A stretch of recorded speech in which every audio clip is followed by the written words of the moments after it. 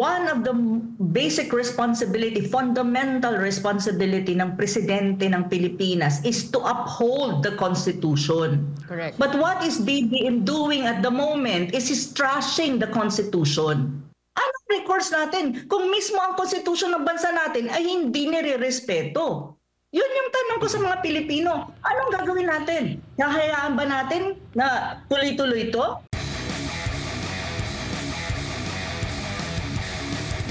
Hindi kasi pag binaby mo yung sasabihin mo sa mga pulis, lalo hindi naman sila nakikinig. Sometimes you have to be to be strong in trying to, put your message across. Kasi wala eh. Ilang araw na ba sila diyan? 10? 1 week na po. Yan o. Ano bang ginagawa nila diyan? Hindi man nila mahanap yung hinahanap nila. Ano ba bang nila? Diyos ko, sa 10 more than a week of doing it until now, wala namang result. They're failure. So dapat umalis na sila para matahimik na kayo, no? At magawa ninyo yung mga dapat nyong gawin bilang isang congregation.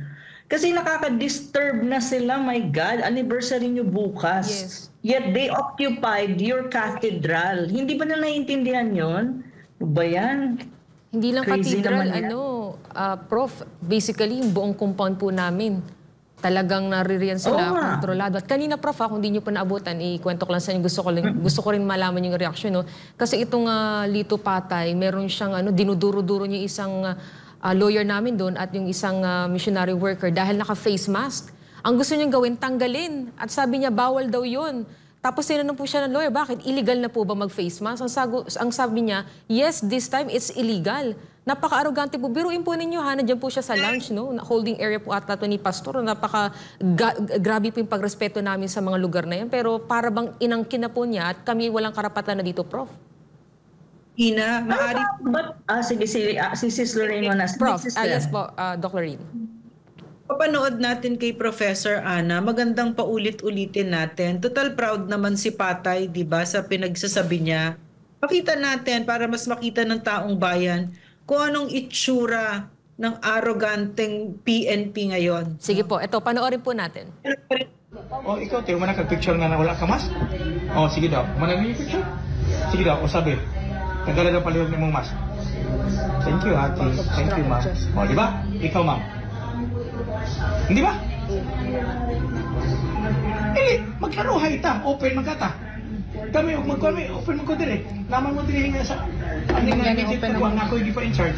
Question ko anak na monitor, ma'am. Nagtawag dito. Person of interest yan. Bawa siya gibuat. Take ko ano nga lang take ko nga lang take.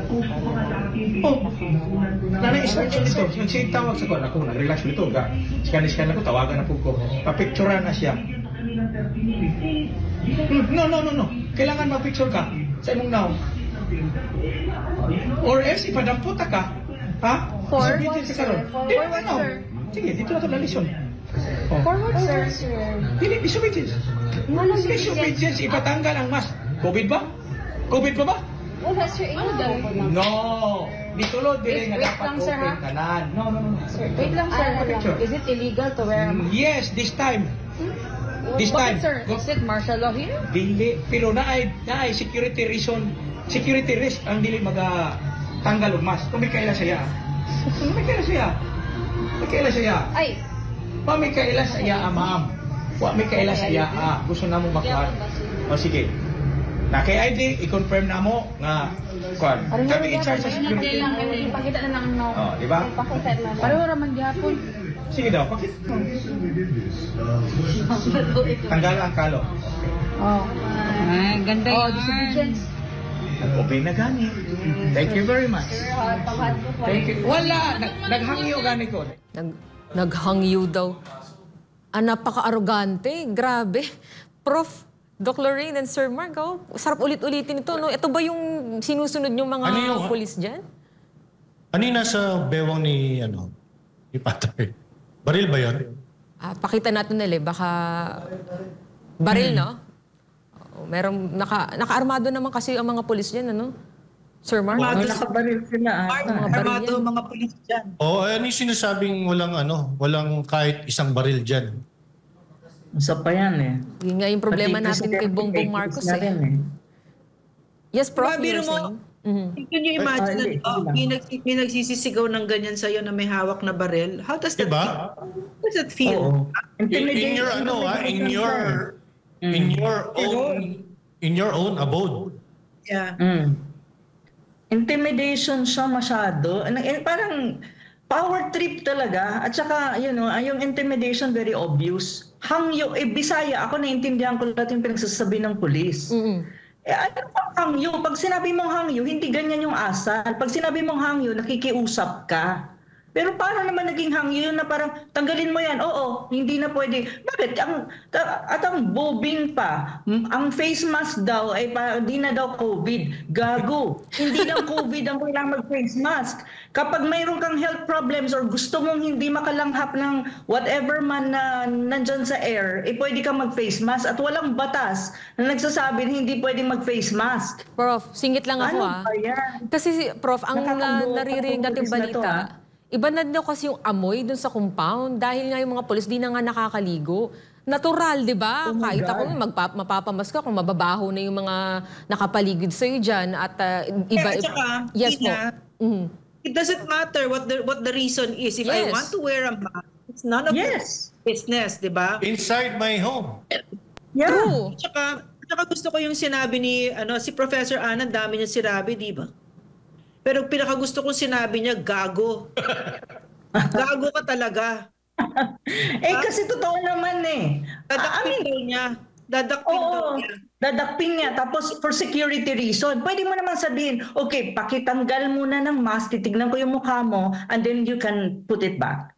Kung security reason, ano bang tingin niya? Sino ba ang security threat dyan sa loob ng compound? Yung mga members ba na walang kalaban-laban, walang armas, at they are trying to document lang yung cellphone nila to document kung ano mga nangyayari? O sila naka-full gear? Ngayon, medyo nagbawas sila ng dala-dala nilang mga armas kasi yung presidente natin nagsabi na, wala namang armas dyan sila, hindi kami nag-tear gas. Pero syempre, na-booking na kasi may proof na hindi ganun, nag-fake news ang presidente, nag-reduce sila ng kanilang mga gears at saka kasama na yung armas. Pero lahat ng pulis, automatic kasi yan.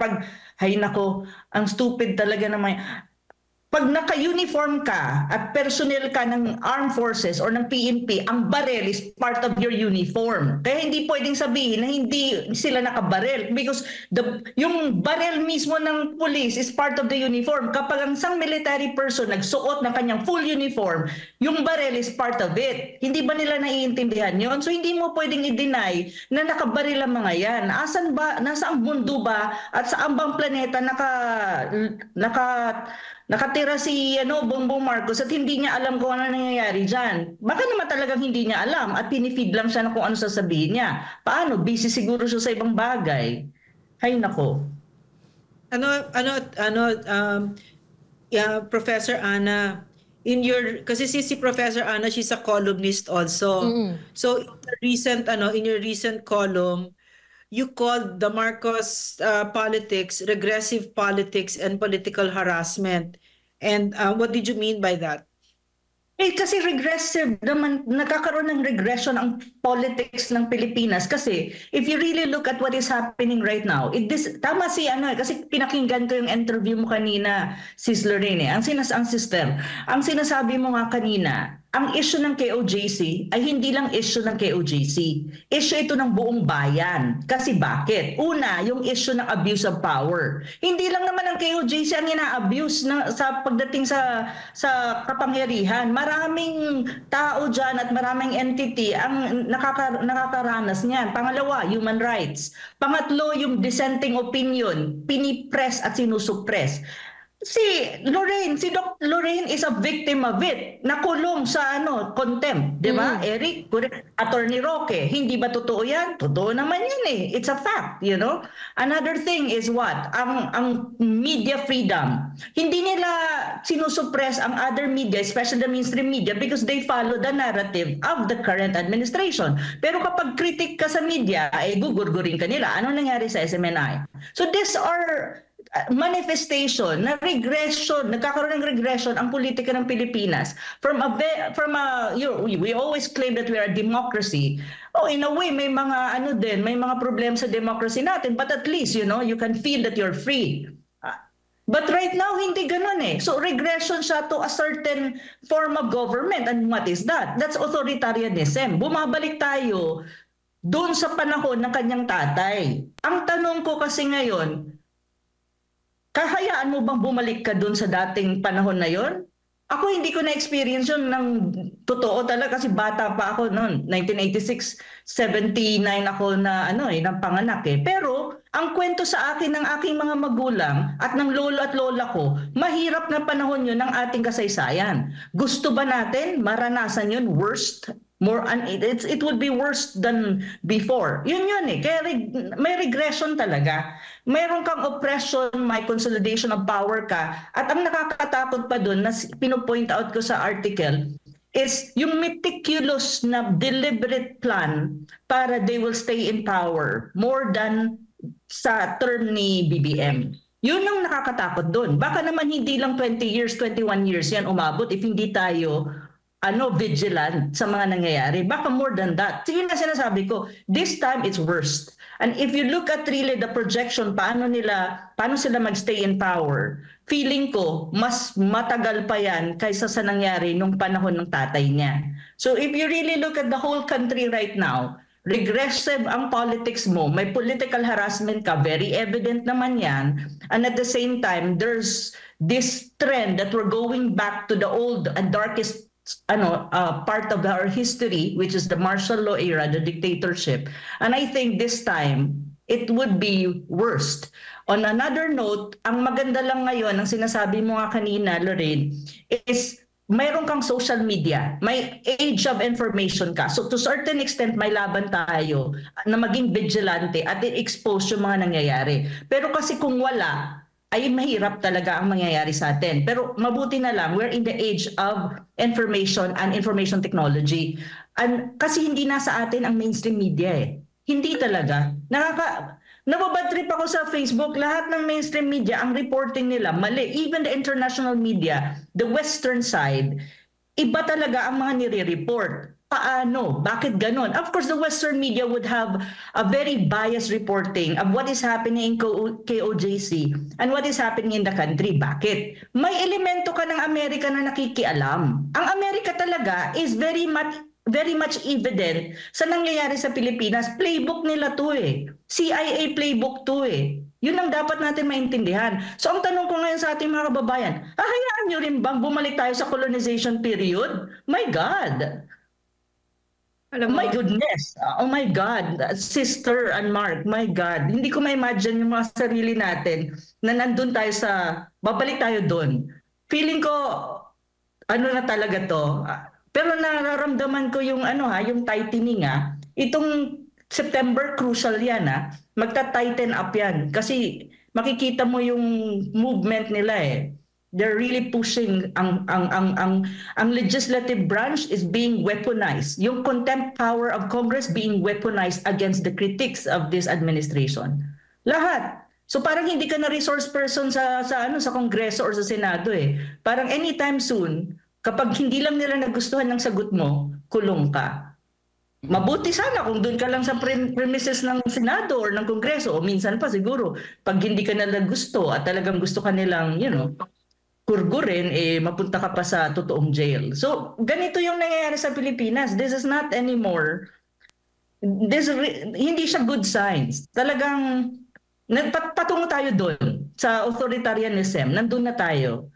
Konti na lang. Nandun na talaga tayo. Walang official declaration, but you can see and you can feel the signs that we are in that very tight form of government. Sir Mark? Ako, yung sabi mo nga, Prof, at least nung panahon po ni former President Marcos Sr., meron pa siyang decency kahit papano na i-cover up yung ginawa with a declaration of martial law. Ito, ngayon, walang declaration, pero mas worse ang martial law ang ginagawa. I mean, yung nangyayari po dyan sa KOJC, tanong ko nga kasi kanina, Prof, Ano ang basis ng police para nila i-occupy ang compound? Oo nga eh. Ano ang pinangahawakan nila para sila ang mag-control ngayon? Ang ano lang naman talaga diyan, ang issue lang is arrest warrant for pastor. And it's for pastor. It's not even about the KOJC compound. So ba't nag-take over sila ngayon dun sa area? Without any legal basis at all. So ano to? Ano itong are we in a police state na ba talaga? Ayun, tama Diba? ka doon, Pastor. So this is really worse than martial law dahil at least ang martial law may papeles si Marcos, may official declaration. Mark, may tanong ako kay Mark. Yes. Mark, so what are the ano yung implications nun sa ordinaryong mamamayan? Hindi miyembro ng KOJC, hindi taga Davao, taga wherever sa Imagine, Lorraine, this is being done to a religious congregation. Na ganito na kung isa pang tanong dito, ano ba yung ginawa ni pastor para to merit this kind of attention? 'Di ba? Ano ba yung kasalanan niya para yung scale of police state i-bring down sa kanya at sa kanyang organization? So ang tanong mo diyan na kung ano ang epekto nito sa ordinaryong dapat po tayong lahat matakot na talaga dahil kung nagagawa ito sa isang religious organization, paano pa sa ordinaryong mamamayan? Kung 3,000 pulis ang pinadala para huli ng isang religious leader, kung ikaw na ordinaryo na siguro nagkaroon ka rin ng krimen, baka hindi ka na dadaanin pa sa legal process. 'Di ba? May abuse walang rule of law na to eh. Wala rule of law, yes. Wala. Actually, yung law, ginagawa ngayong parang offense, weapon, against the citizens. So, may lawfare na ngayon ang nangyayari. Ang tawag doon, lawfare na yung kunwari, yung batas ang ginagamit mo, para ngayon iharas mo ang taong bayan, ang ordinaryong mamamayan. In this case, nakita mo nga ano ang basihan ng police para dahil lang sila police? Dahil utos ng presidente? Ganun na ba 'yun? Ganun ka-powerful ang estado versus the citizens?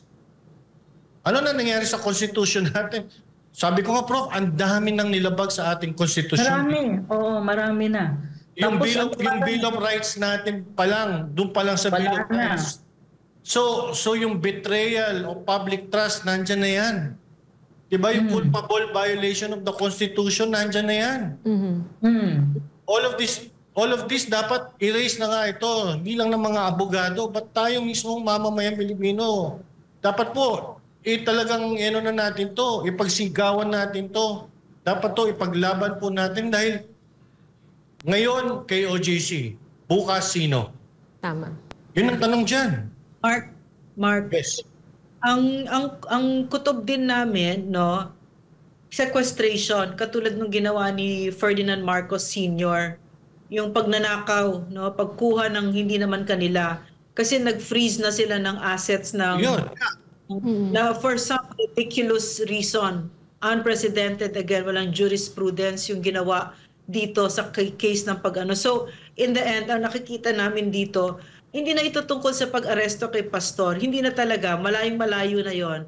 Sobrang palusot na lang talaga yun. Halatang halata na, di ba? So, ang nakikita namin dito na posible is to sequester the properties, And they're going to start because and these are not the properties of Pastor. Yes. Bakit dinadamay ang kingdom? Na pinaghirapan nila yan, yung kinikwento kanina ni was it Almar, I'm not so sure, yung pakonti-konti yung pag-build Correct ng po. mga Almar, pinaghirapan, wala silang ninakaw, hindi katulad ng mga politikong magnanakaw na nakaka-build ng 1 billion na bahay sa Forbes Park, hindi ganun yung KOJC, patsa-patsa, di ba? Dahil pinaghirapan, honest sweat, nagbebenta ng ganito, na on their own, sari-sarili, di ba? So, yan ang pwedeng mangyari sa Pilipino, yung mga pinaghirapan ninyo, na ipinundar ninyo, kung yan ay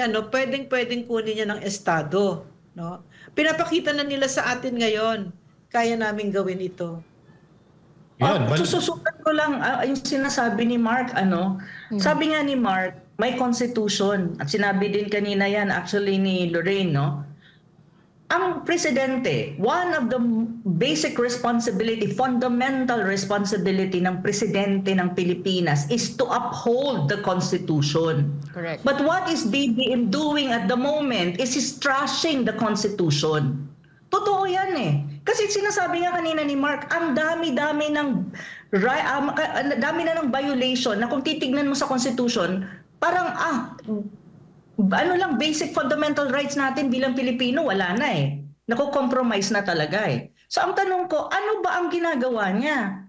Hindi pa niya naiintindihan kung ano ang responsibility niya at ang fundamental responsibility niya? Isa ito eh. You uphold the Constitution. It means yung lahat ng nandun, especially the fundamental rights of the Filipinos, i-uphold mo yan kasi yun ang yung sinumpaan. Pero what you're doing is trashing. You're trashing the Constitution. If that's the case, then what is the recourse of the Filipino people? Anong recourse natin kung mismo ang Constitution ng bansa natin ay hindi nire-respeto? Yun yung tanong ko sa mga Pilipino. Anong gagawin natin? Hahayaan ba natin na tuloy-tuloy ito? Hanggang kailan? Hanggang kailan tayo? Kasi ang problema ng ibang Pilipino, they look at this as KOJC. Sinasabi ko nga sila, kahit sa mga kaibigan ko, hindi ito KOJC lamang. Microcosm lang ang KOJC. If you really look at the whole country, unti-unting nagkakaroon ng parang parang nagsasanga-sanga na yung mga nangyayari sa KOJC sa iba't ibang personality. At makikita mo, lahat ng karamihan ng critics, especially the very prominent like Sara Duterte, even Harry Roque, even tayo, lahat. Parang lahat tinatry nilang character assassinate. Yun naman talaga.